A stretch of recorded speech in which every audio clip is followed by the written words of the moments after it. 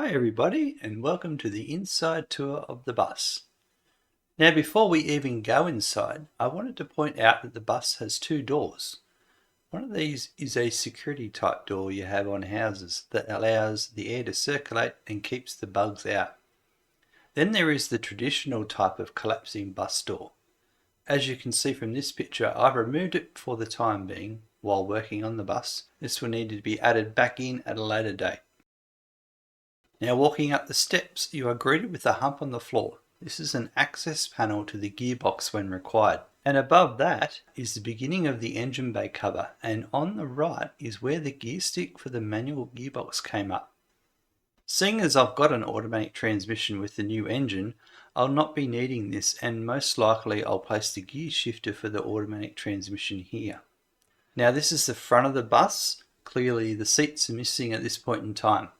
That grate you see in front of the passenger's knees is the air intake for the heater box that sits behind this section. The engine cover consists of several sections which I won't be lifting up right now because they are just sitting there for the purposes of this video. But you can see the hinges that allow either side to be lifted up to access the engine for maintenance purposes. On the driver's side, you can see everything has been stripped out. All the buttons, switches and gauges will need replacing when I get to this point. I will most likely paint the front of the bus when I get to that stage, so at some point I'll need to make some colour palette choices. Now for the rest of the bus. As you can see, it has been fitted out with a wood finish. This isn't panelling but actual pine boards, and just between you and me, this isn't that appealing. First up is some storage space.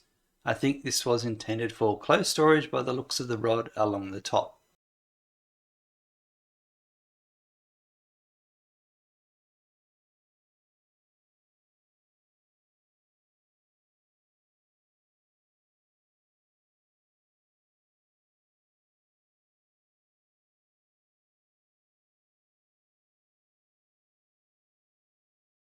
The kitchen area consists of a refrigerator, not the original one I suspect due to the cavity hole. There's a decent kitchen sink. These taps are connected to a water tank underneath the bus. There's also some more cupboards under the sink for more storage space. These things I'm moving out of the way are from the roof access panels.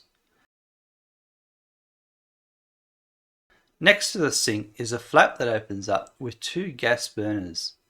Underneath is some drawers. I think the first drawer folds down and is an access panel to the cooker which has a grill.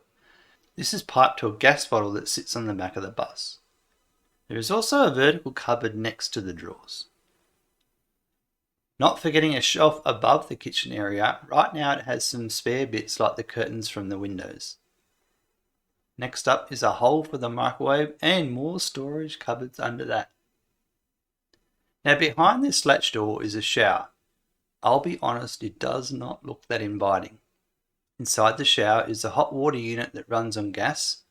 I personally don't care too much for a shower and may later decide on installing a toilet in this location instead.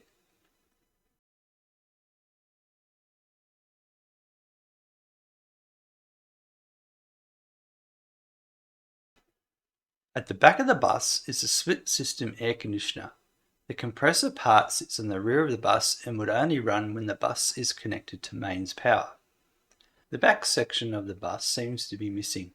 Not sure why this is, but I suspect it happened when the split system was installed. Also at the rear is the main bed, which has a generous amount of storage underneath it once you lift the mattress up. Finally is the seating area. The seats have some extremely safe looking seat belts. From memory, the bus allows for 4 passengers in the rear. There is also more storage space underneath the seats. The table itself does collapse down, allowing it to be turned into another bedding area. That's about all there is to it. For the size, it packs a lot of features. There is a few problems you don't see initially. For example, the shower has allowed steam to enter the roof area and the wood has rotted out. Due to the fact that I'm bringing the bus back from an engine fire, the state of the current wiring of the bus is unknown and I won't be hooking it all back up. My main goal is to get the bus running and registered so I can take it on a few test trips. If I'm still enjoying the prospect of the bus, then at that point I'll most likely strip the inside out and redo it from scratch, using more modern, lighter materials. However, if at this point I've lost interest in the bus, then it's in a state where it can be easily sold, as it's running and is on the road. It's up to the next owners to decide what steps should be taken next. Anyways, that's about it for this video. I hope you've enjoyed seeing the interior, and let me know your thoughts in the comments below. In the next video, we'll take a look at the fuel tank and see what needs to be done to get it repaired. See you next time. Bye.